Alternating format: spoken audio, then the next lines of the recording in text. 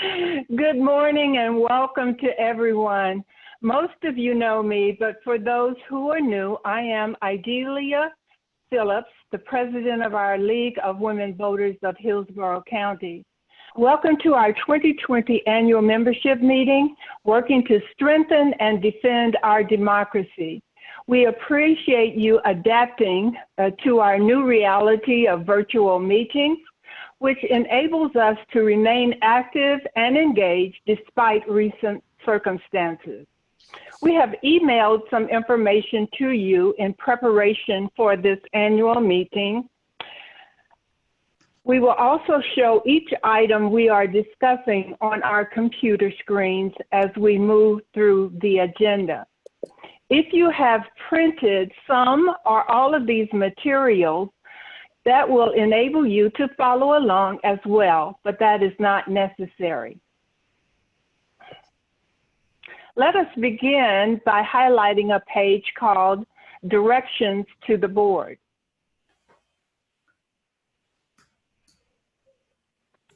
Please consider these questions and make notes of your thoughts during the next couple of hours.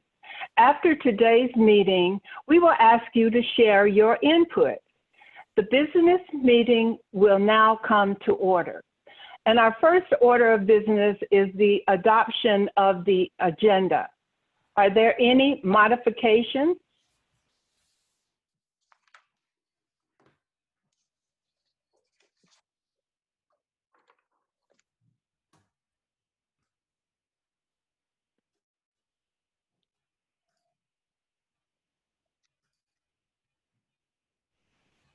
If there is no further discussion, I ask for a motion to approve the agenda.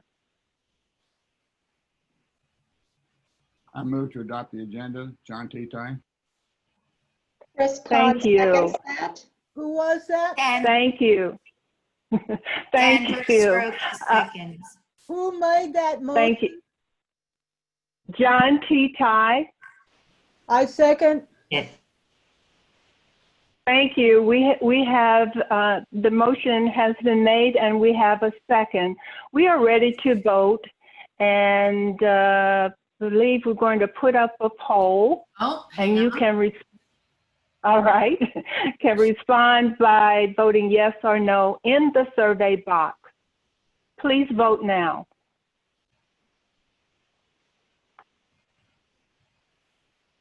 Okay, it looks like the ayes have it. The agenda is approved. Moving along, I have appointed past President Shirley Arcuri as parliamentarian. Shirley, please review the rules for us. We are muting everyone for most of the meeting to avoid the noise distractions that often occur during virtual meetings. You may unmute yourself if you are called upon to ask a question or speak on business matters. You will find a chat box on your screen. If you wish to comment during the meeting, we ask that you type in that box and we will call upon you when we can. You can type, "I want to speak," or type a question and we'll call on you as we are able. Also, please note that all chats, even private messages between two people, are saved as part of the meeting record. Regular parliamentary procedures will govern here. Voting will be done by poll on the screen, as you have seen.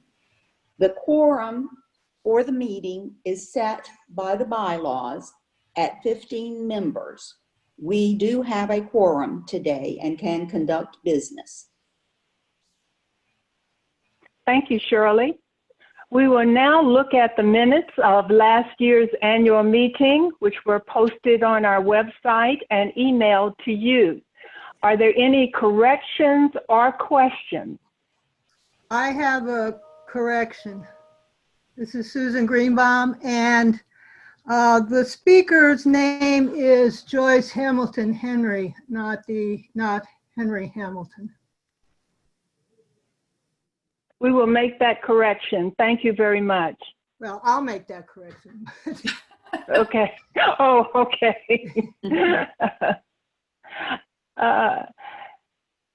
With the corrections, the minutes are accepted as presented.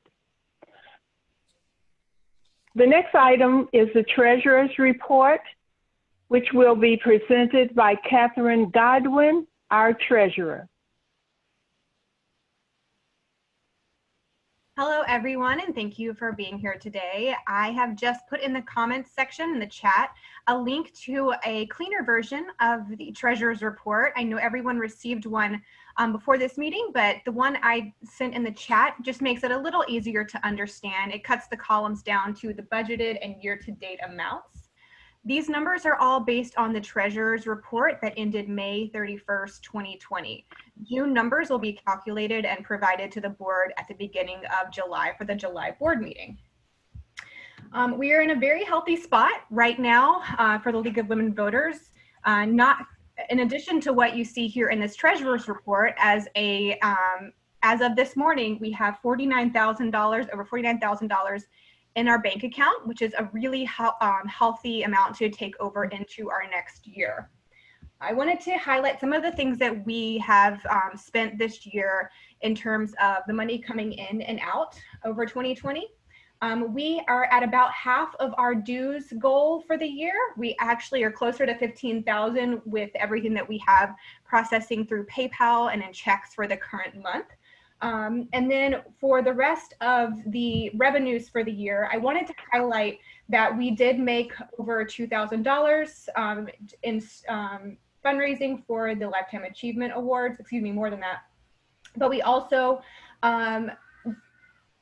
received a number of grants throughout the year that we haven't done historically. So we budgeted about $500 in grants, and this year Idalia and the board really went above and beyond with reaching out to communities and being able to secure grant funding for us for special projects.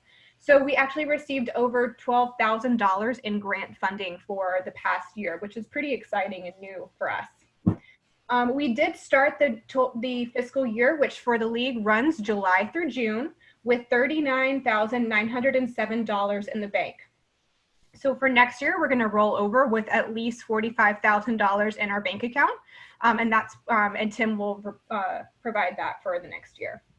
In terms of expenditures for the year, we spent close to our budgeted amount in most line items. We did use this year to revamp quite a few of our in-person tools and trainings. So we purchased some equipment like microphones and tablecloths and PR items that the league did not have before this year, which has really been great in terms of promoting our presence within the community and also bolstering our ability to hold trainings and luncheons in different places without being totally reliant on those facilities having the microphone and projection equipment that we require to provide those trainings. We have saved some money in terms of annual meetings and conferences that have been canceled due to coronavirus. We anticipate this continuing on probably through spring of next year. So that has impacted quite a bit our spending for the spring. We usually have quite a few delegates that are going to conferences and are doing some travel reimbursements. And obviously that will not be happening this year. We are also not covering any cost of the annual meeting, which we generally have about $2,000, $3,000 for. Where we underspent was we did have in place the projections of having some staff on, some part-time staff involved this year for website maintenance as well as some data entry work. And we underspent there as we will be beginning that in the next fiscal year.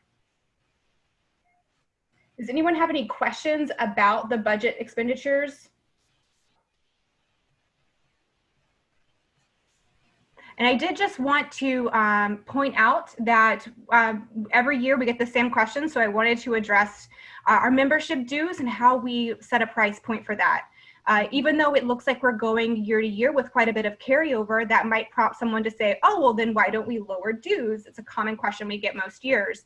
I wanted to point out that every person who joins the league, we have to pay a per member payment for both national and state level League of Women Voter dues. So out of the base $60 that we charge for a membership fee, The national level gets $35 and the state level gets $15 of that, which really only leaves about $10 for Hillsborough County League of Women Voters to play with. So even if we lower dues, that would really just come out of our own pocket and wouldn't benefit us as a whole. And that concludes the treasurer's report. As I mentioned, including our ending balance in the bank as of the end of May, which was $44,334. Membership dues since that time are going to bring our total up to about $49,475, and that will be presented to the board in July. Are there any questions regarding our budget report? Who's speaking, please? This is Jean. I recognize. Jean Iglesias has a comment. Okay, Jean, please make your comment. My question that I submitted in the chat is, Catherine, if additional donations are made exclusive of membership, does Hillsborough County get to keep the full amount, or does part of it go to the state and national? Great question, Jean. Thank you for asking that. Yes, if you make a donation above the cost of the basic membership fee of $60, the League of Women Voters of Hillsborough County does get to keep that full amount. However, I forgot to mention any contributions you might make to the 501c3 fund, which is held at the state level. So there are two different kinds of donations that you can make to the League. One of them is a donation to the League of Women Voters of Hillsborough County to go into our general fund that's held by us. That is not tax deductible because we are a 501(c)(3) which is I think it's called a lobbying organization. And so if you would like a tax deductible gift to be made, you have to make that out to the state held 501(c)(3) held account, and that one is tax deductible, and those get sent directly to the state level of the league. And if anyone's interested to do that, I believe we have information on how to make that donation on our website. Please do not send those checks to us at our PO box. Those should go straight to the state because they're the ones who receive that information. That the funds that go to the 501c3, those are all those are all put into a bucket where we can use those funds for educational activities that don't have any policy implications. And those are requested by the treasurer and the board to the state level as they are needed. They can also cover any per member payments at the state or national level and be tax-free contributions on your end. Thank you. Are there any other comments or questions regarding the treasurer's report? Can I just make a comment? This is Deb, related to membership and contributions. Yes, please. I just wanted to make sure, because that was a lot of information. To me, if you want to contribute to our league in Hillsborough County, the easiest way is to up your membership if you're currently at the regular $60 individual level to a Susan B. Anthony membership. The additional $40 you'll be paying, all that money stays here in Hillsborough and Pasco counties. And the same thing for the household memberships. Instead of the $85, you can spend $200 on a sponsorship membership, and the additional money over and above $85 stays in our league. So if that was your interest, that would be, to me, the easiest way to do it.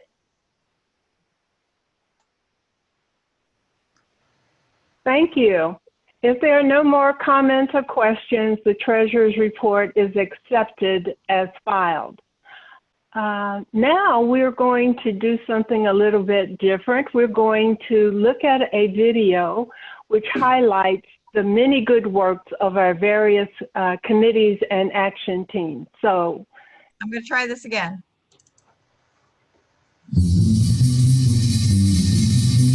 there we are. My name is Chris Kahn, and I am your Voter Services Chair. The activities within voter services create the foundation of the league: voter registration, voter education, and voter engagement. I want to thank the 45 members who registered voters at our events this year, and also recognize our two very active subcommittees, voter protection and the National Popular Vote. As we move forward this election season, voter registration looks very different due to COVID-19 as we socially distance and move our lives online. We need every member to be a source of information about voting and elections. Visit the Florida State League of Women Voters website for voting information that can help you be informed, and you can refer citizens to that as well. Our focus at this time is our social media campaign to promote voter registration and voting by mail. Visit our Facebook page daily and share the post of our Facebook page with your friends and any organizations you belong to. Additionally, we are partnering with other organizations, one being the Poor People's Campaign, where we will contact citizens across the state to make sure they're registered and are requesting their vote by mail ballot. As the election season progresses, we'll continue to engage voters with election information, including the need to return their ballots early so they have time to be counted by their supervisor of elections. Our other focus is voter education, and we will be promoting our online voter guide, vote411.org, where anyone can look at the races on their ballot and compare candidates, as well as get information about the amendments that will be on the ballot. My goal continues to be creating infrastructure so the work that we do is continued year to year with ease, and we have a place for every member to make a difference. We need to be present in our community, so activities such as National Voter Registration Day and Constitution Day are places where members can be involved for a short time of every year. The impact we make is directly related to member engagement. I invite each of you to join us for the Voter Services meeting on July 8th at 7 p.m. I hope to see you there. Stay safe, voting warriors.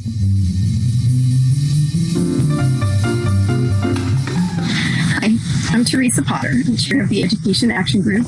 Our primary purpose is to advocate for students in Hillsborough County and across the state, specifically to fully fund our K-12 public schools, which includes faculty and staff, school facilities, and safe transportation. We also want to ensure transparency and oversight of all public money spent on education and address issues impacting our students' mental health, safety, transportation, and curriculum.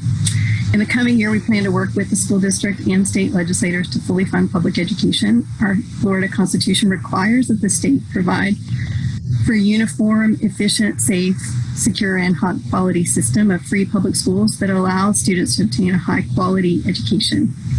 We also want to reduce the number of active shooter drills required in grades pre-K through 12, which is currently set at 11 per year, along with other emergency drills, fire, and weather. Our students have up to 24 and 25 emergency drills a year.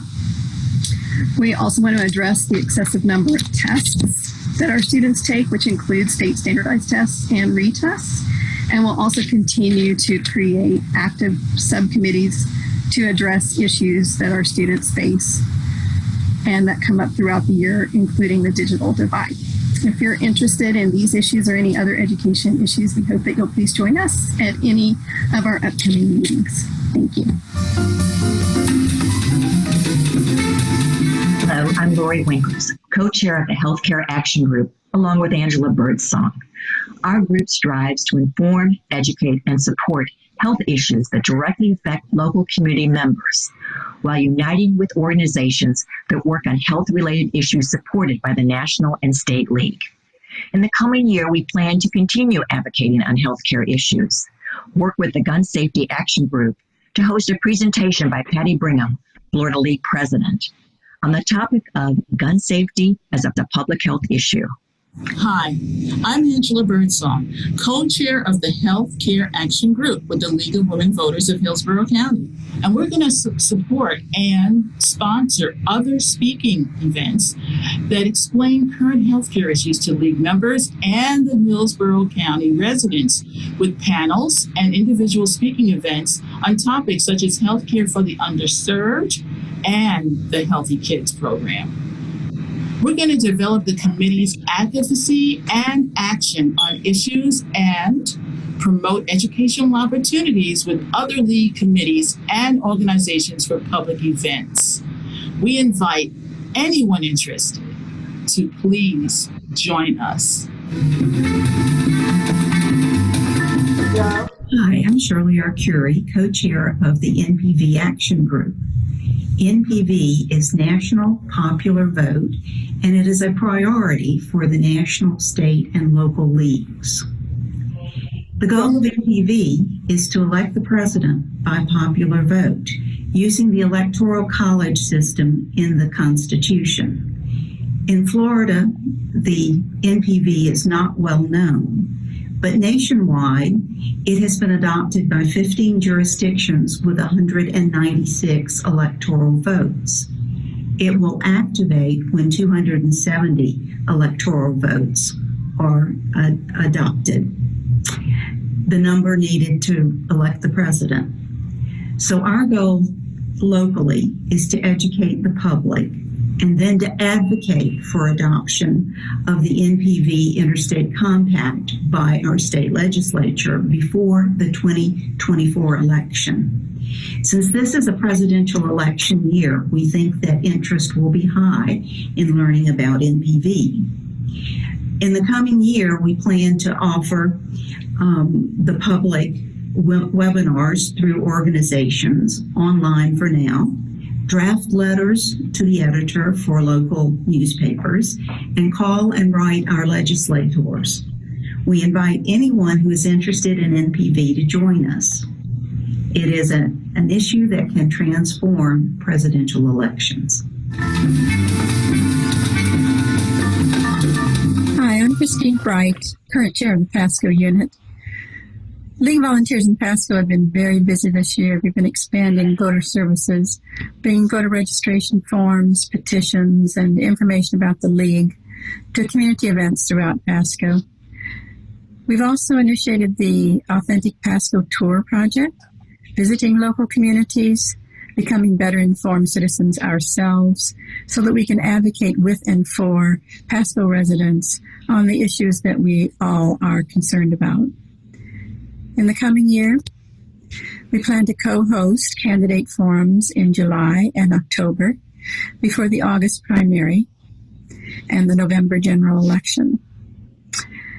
We'll also be participating in Florida League Vote by Mail activities. We'll be reorganizing our Hidden Hunger panel as a virtual event in mid-November. And we'll be holding online membership meetings. Our first Zoom membership meeting is scheduled for Monday, June 29th at 7 p.m. And our topic is voter protection. We hope you'll join us.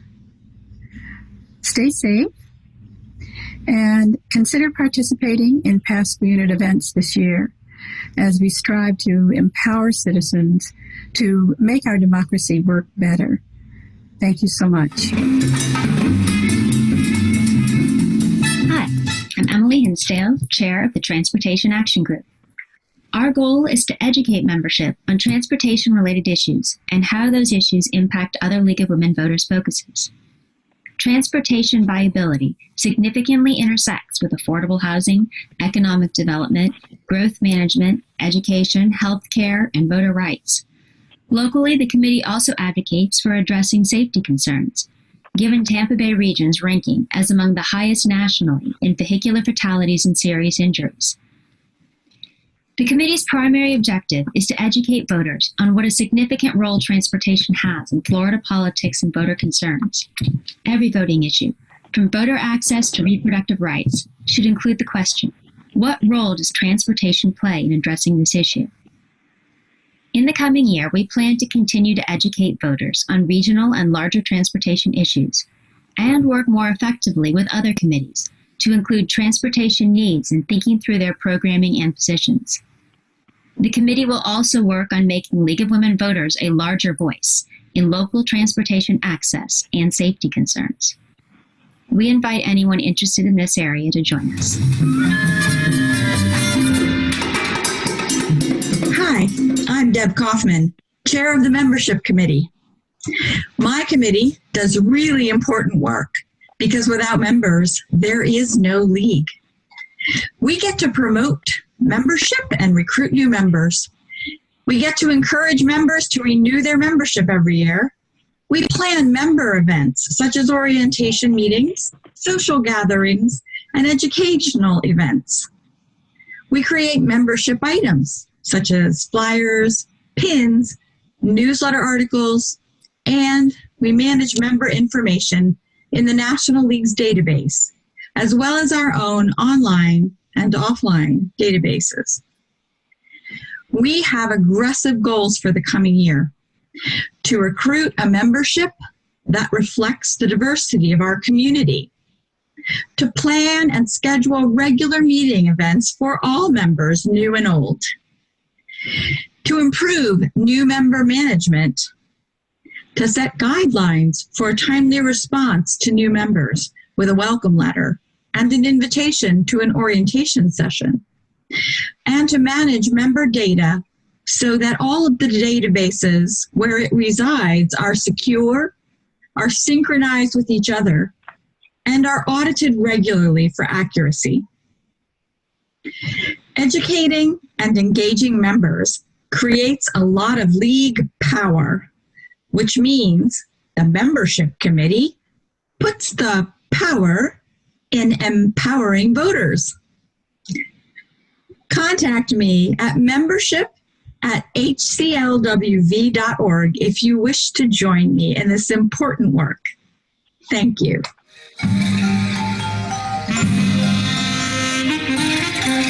Hello, my name is Nancy Granda. I'm chair of the Gun Safety Action Committee. We have a very active group who meets monthly to discuss current gun issues, reforms that work across the state and the nation, gun bills, and messaging to both elected officials and candidates, as well as the general public.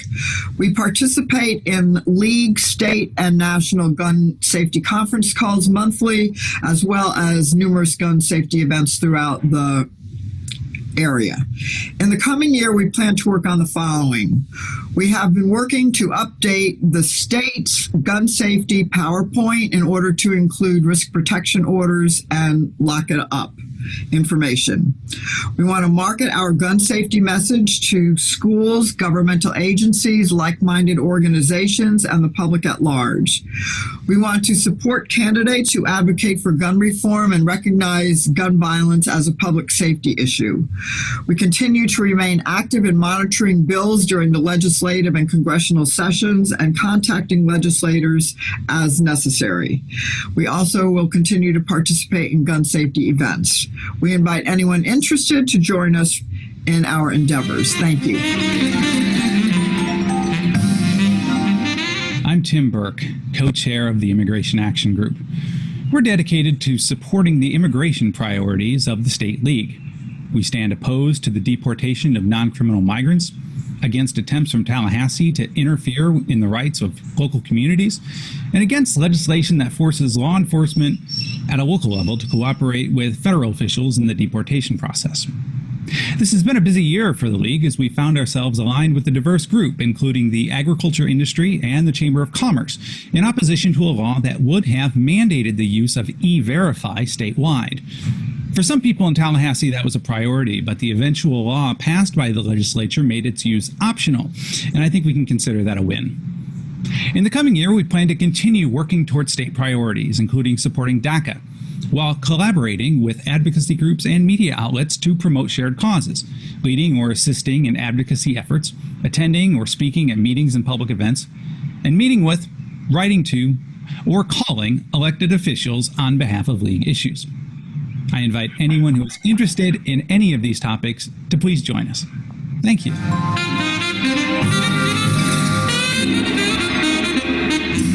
My name is Rick Garrity, and I'm delighted to be with you again as chair of the Natural Resources Committee. We research and comment on the most topical natural resource issues facing Hillsborough County, provide information to the membership and board on these topics so they can take positions in favor or opposition to ongoing issues or projects for the betterment of our community. Our committee is just getting going again following the passing of the previous chair, Dina Levengood. Here are 7 issues we're hoping to focus on for the year ahead. We're working with other groups to launch and support the 4th Hillsborough Solar Co-op.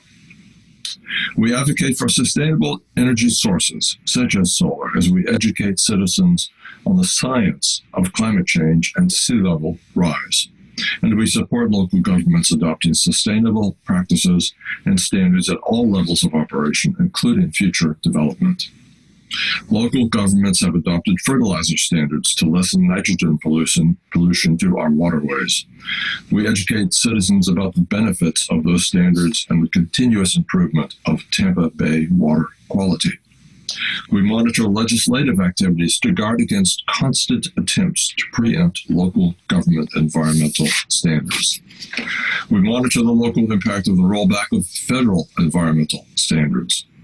We research the natural resource impacts of proposed new Florida toll roads to determine how best to eliminate or mitigate those impacts. We advocate for the prohibition of fracking in Florida for natural gas. We advocate for scientifically based minimal flows for the Hillsborough River downstream of the reservoir dam.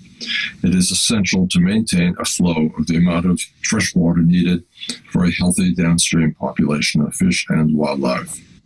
Thank you for this opportunity to brief you on possible activities for the year ahead, and my wife Eugenia and I look forward to hearing from you on your thoughts and suggestions. And if you're interested in environmental issues, we invite you to become a member of our committee.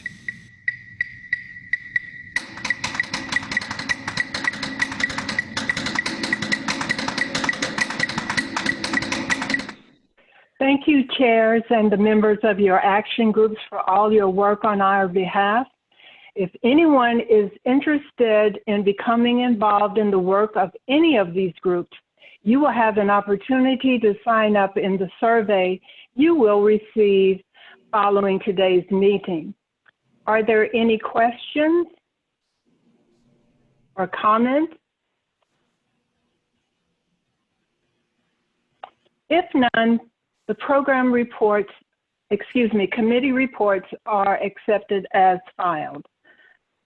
Our next order of business is our proposed program. Shirley, please come forward and walk us through the programs proposed for 2020-2021. Thank you, Idalia. The program proposed for adoption this year continues to focus on specific priorities of the national and state leagues that our local groups worked on last year. You have heard their committee reports just now, and you have the written proposal on the screen, so I am going to be very brief in summarizing the program. The Healthcare Committee will educate and advocate for health equity, affordable health care, Medicare, Medicaid expansion, and reproductive rights. The Gun Safety Committee will work for adoption of gun law reforms, such as a ban on semi-automatic assault weapons and against legislation for open carry and campus carry. The Transportation Group will focus on transportation's impact on affordable housing, economic development, growth management, and education, all league priority items. Voter Services will continue to protect the right to vote, specifically now registering former felons, and will educate about national popular vote and open primaries. The Education Committee will advocate for adequate funding of public education and promote an accountability system for all schools that receive public funds. The National Resources Committee will support increased use of renewable energy resources and oppose fracking and offshore drilling in Florida. With this, I move the adoption of the proposed program for the 2020-2021 league year.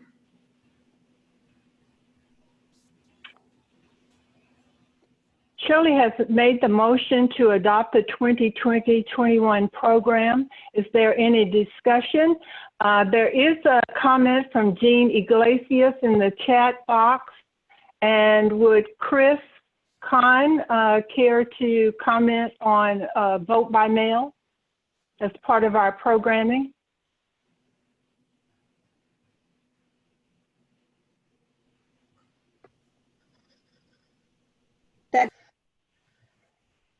Oops.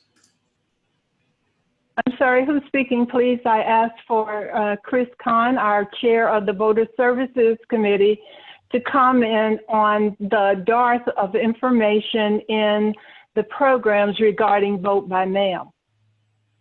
Yes, this is Chris Khan. And can you hear me? Yes, we can.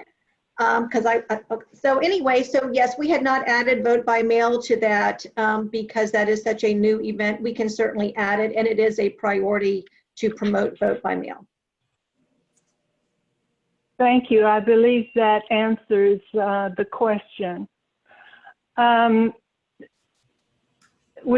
Shirley, would you like to iterate the motion again with the comment that we add vote by mail? Well, Adelia, all of these program items are just umbrellas, and the committees can work on whatever portion of them or additions to them, as long as they're in line with our state, national, and local priorities.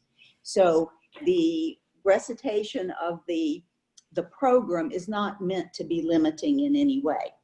So with thank you very much.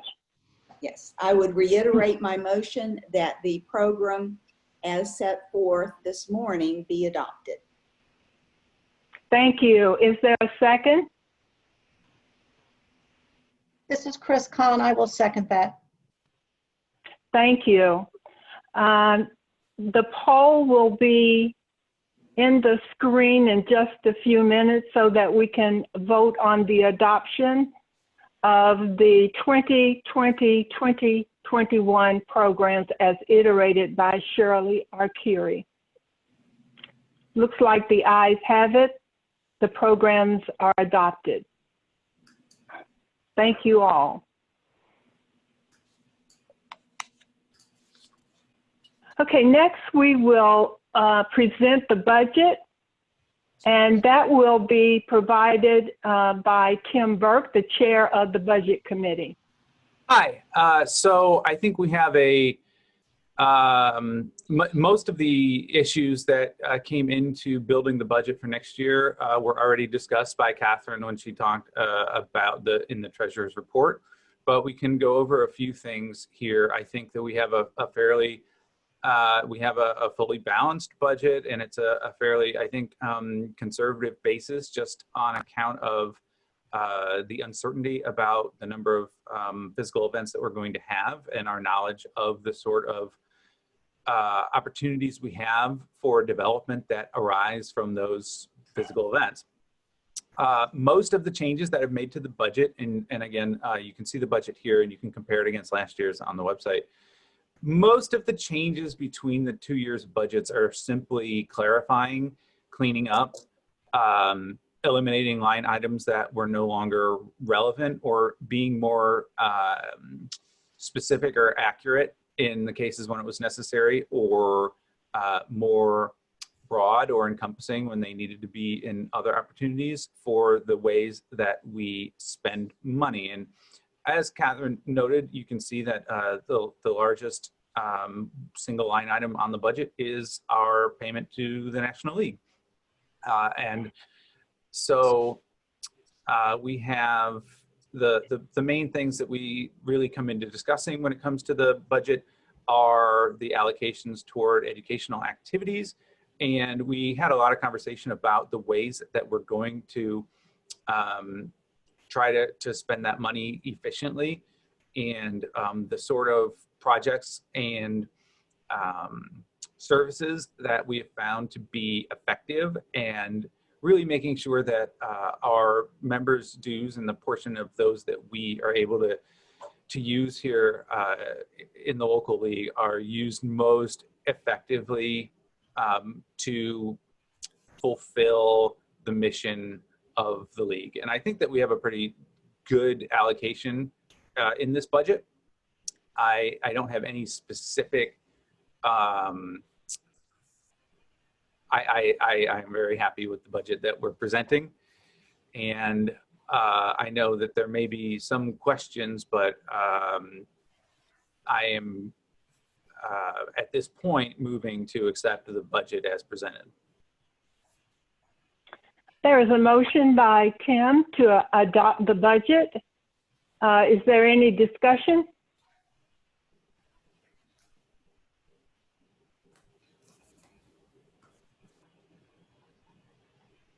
Do we have a second to adopt the budget? I second. Is that Susan Greenbaum? Yes. All right. We need the poll to vote. Okay, it's there.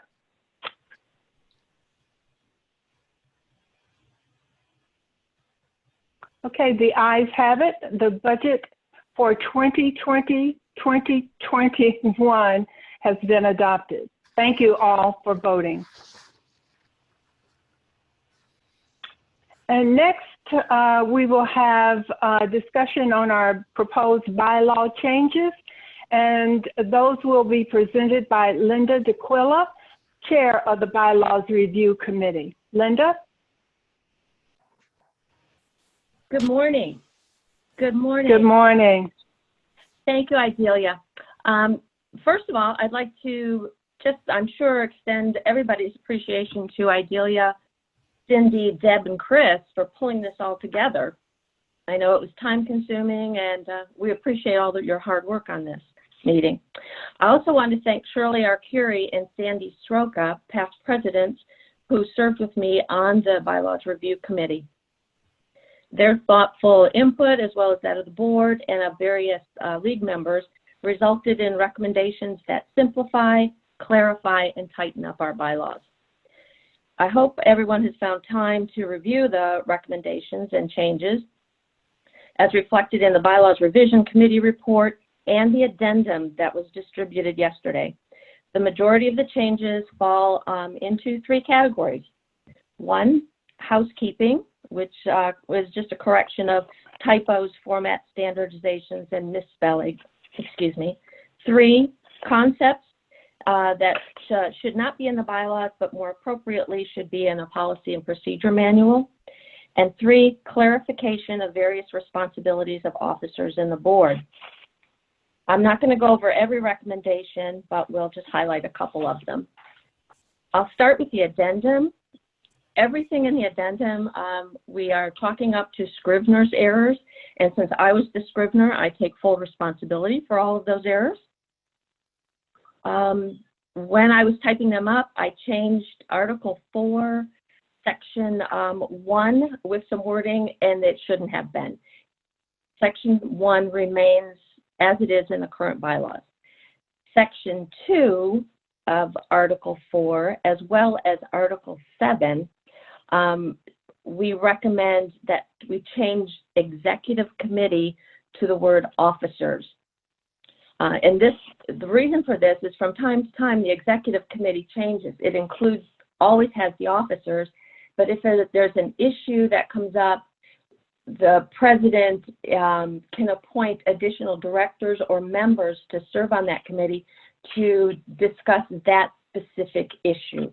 So in the Article 4, which is the composition of the board, it wouldn't really be the executive committee, it would be the officers as part of the composition. So that's what we addressed in that. The other significant change was that Gina Iglesias recommended that in Section 8 about meetings and also for board meetings as well as membership meetings, that rather than have meetings by telephone or similar communications equipment, that we change similar communications equipment to available communications technology, which broadens our ability to use different technologies when we hold meetings. So those were the two significant items in the addendum. In the original report, okay, we covered that one. It's again, typos and things. Clarification of responsibilities for the recording secretary. Currently, it says that the recording secretary needs to keep minutes of all meetings, which we thought was unreasonable since our secretary doesn't attend all committee meetings and those things. So we clarified it by saying shall keep minutes of the annual meetings of the league and the meetings of the board of directors, which is what we are doing in practice now. And then in section 6 of Article 5, the treasurer, we recommend that that he or she shall be the custodian of all monies and deposit them in a bank designated by the board of directors and shall disperse the same in compliance with the budget or upon order of the board. The board shall establish policies as to what expenditures shall require prior approval. And this we thought would help so that the treasurer didn't have to get approval for routine payments of things, like the PMP and stuff like that. They could just automatically do that. And that's another, those kind of things should be outlined in a policy and procedure manual. Okay, dues, we pulled out the setting dues for student memberships and everything, because if it stays in the bylaws, then anytime we wanted to change dues of any, or create a new dues level, it would have to go before the board and then go before the entire membership in order to change it in the bylaws. In the setting of fees, sure, it really should not be in the bylaws because they change periodically. So again, that needs to go into a policy and procedure manual.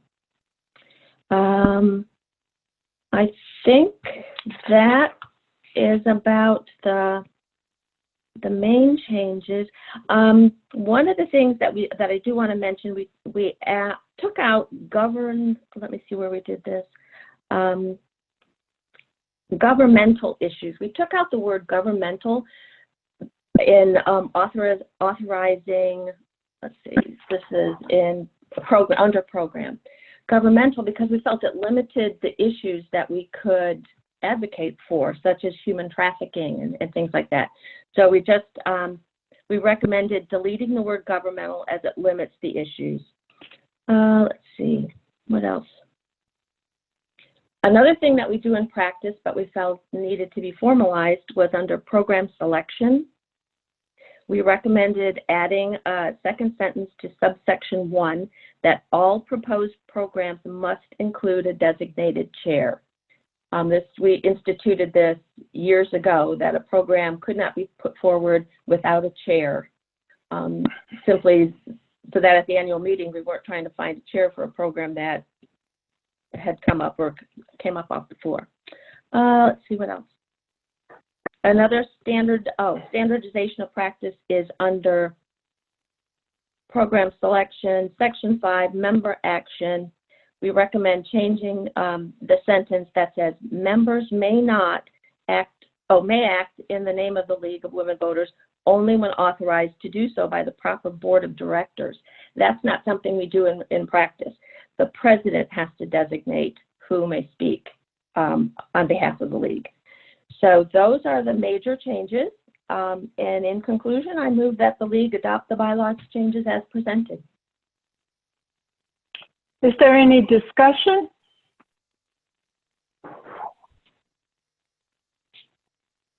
Do I hear a second? I second. Is that Shirley Arcuri? Sandy Sroka. Oh, Sandy. Sandy Sroka seconded. Okay, our poll will appear on the screen soon, and you may vote electronically.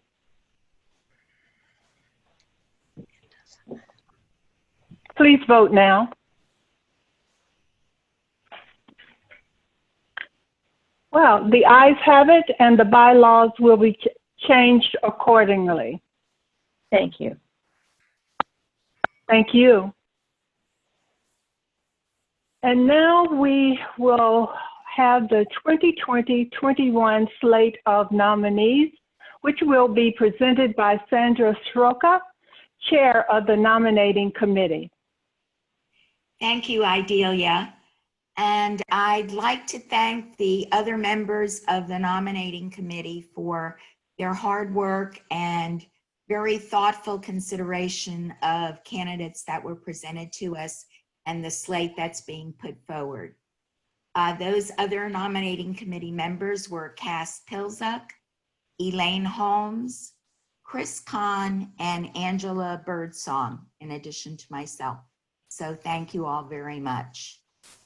The slate of nominees for this year, and on the website, when this was posted, there was a little bit of bio information about the background and involvement with the league of each of the names being presented for election for today. So for the slate of officers, we have this year for nomination and for vote is President Idalia Phillips, who has so graciously agreed to go for a third term, and she's been doing a terrific job. We have a vacancy for president-elect. Vice president is Teresa Potter, which is a 2-year term. Our president and president-elect terms are 1-year terms. So Vice President Teresa Potter and Treasurer Tim Burke. Treasurer is also a 2-year term. The secretary position, currently held by Susan Greenbaum, is elected in odd years. So the secretary's term is not up until next year. I'll go ahead and go through the rest of the slate and then turn it over to Idalia. For Board of Directors, according to our bylaws, there are 6 elected directors as part of the Board of Directors. Half of those, or 3 of those, are elected every other year. The 3 spots for this year, we are recommending as nominees Lori Winkles, whom you heard from briefly under reports, Deb Kaufman, who you also heard from, and Audrey Miller. And you've hopefully read a little bit about Audrey in the background material that's on the website. And Audrey would be new to the board, and she's in South County and has been involved in a number of committees and attended some of the state and local activities. Each year, we elect the 3 individuals from the membership to serve on the nominating committee, one of those being the chair. Once the board meets again in July, they will select 2 additional members for the nominating committee from the Board of Directors.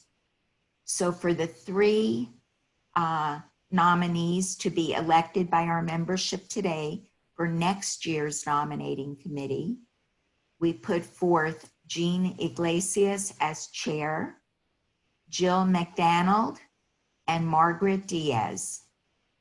That is the slate that we are putting forth for the membership's consideration. Thank you, Sandy. Are there any nominations from the floor?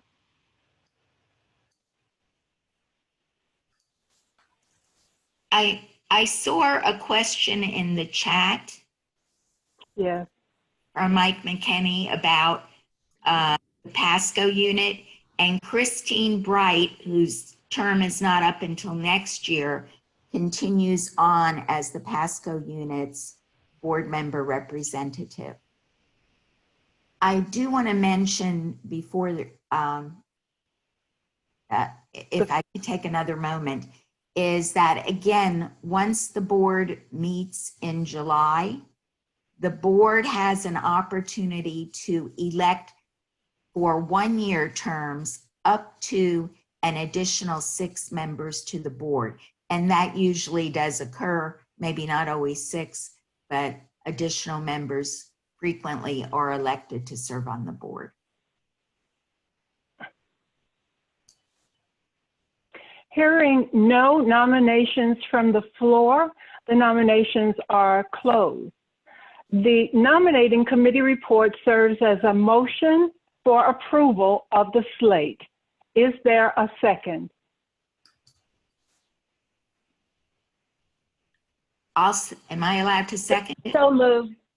So moved. Linda DeQuilla. Thank you, Linda. It has been moved and seconded that we adopt the slate. Any questions or comments before we vote?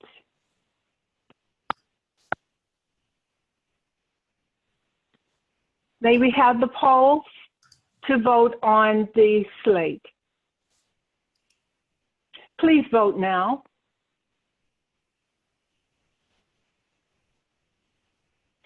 It looks like the ayes have it, and the slate of nominees is adopted. Thanks to Sandra and her committee and all of you who voted. This year, it is my great pleasure to welcome former League President Michael McKinney to swear in the new officers and directors. Mike is Professor Emeritus at the University of Florida in Public Policy and Leadership Development. He also was the first male to be elected president of the Hillsborough League and is currently vice chair of the PASCO unit. Mike, you may swear in the officers and directors. Thank you, Madam President. First of all, I'd like to say that I'm sure our good friend Dina Levengood is watching over these proceedings. We all miss her and her contributions. Just a couple comments about the league. That first league of Women Voters Board in Hillsborough County back in 1949, under the leadership of our first president, Marty Tyler, must have felt a lot of pressure going into that first new year. What with the global pandemic, civil and racial unrest in our streets, and attempts to make voting more difficult for many of our citizens, the league is needed now more than ever. And it's my pleasure now to swear in the board. If you'll repeat after me. Is the board all on? Yes. I promise. If you are a newly elected board member, officer, etc., please click on your video so that we can all see our 2020-2021 board. Mike, I'll give it back to you. Repeat after me, please. I promise to uphold the principles of the League of Women Voters of Hillsborough County. I promise. I promise to uphold the principles of the League of Women Voters of Hillsborough County. The Women Voters of Florida. League of Women Voters of Florida. And the League of Women Voters of the United States. And the League of Women Voters of the United States. And to complete my duties as a board member in such a way as to promote. And to complete my duties. Complete my duties as a board member in such a way as to promote greater participation in the democratic process by all citizens through education and advocacy. Greater participation in the democratic process by all citizens through education and advocacy. Congratulations, board. You are now installed as members of the board of directors of the League of Women Voters of Hillsborough County. Yay. Yay. Now is the time that I wish to semi-close out our meeting today with some remarks. Our democracy is strengthened through the many voices that exist in our communities today. One of those voices is the League of Women Voters. As a grassroots organization, we have a long history of engagement, both internally and with the community.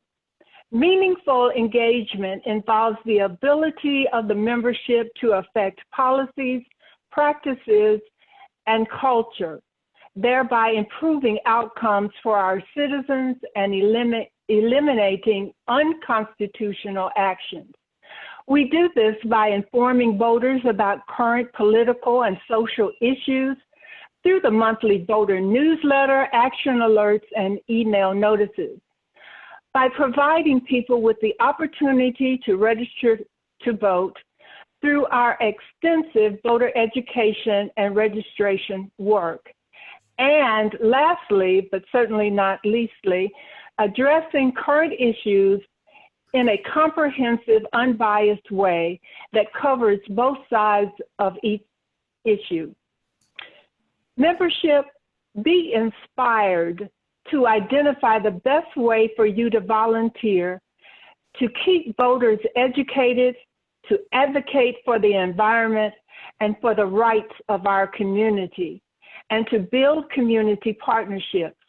We need all types of effort in the defense of democracy, and engaged membership matters and rocks. Thank you. And now a reminder about the directions to the board mentioned earlier today. We want your suggestions and ideas, so please be sure to watch your email inbox for our post-meeting survey. You can provide your directions to the board and indicate your areas of interest for engagement for the coming year.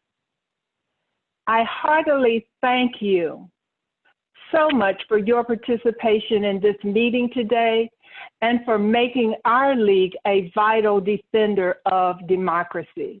If you haven't renewed your membership for 2020-21, please do so by July 30th. Is there any further business?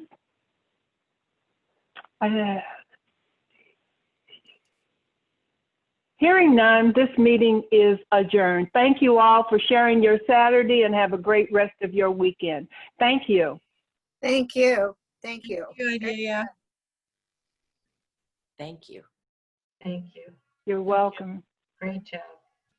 Thank you very much. Thank you. Thank you. It was great. Thank you, Cindy. Hi, everyone. Great meeting, Idalia.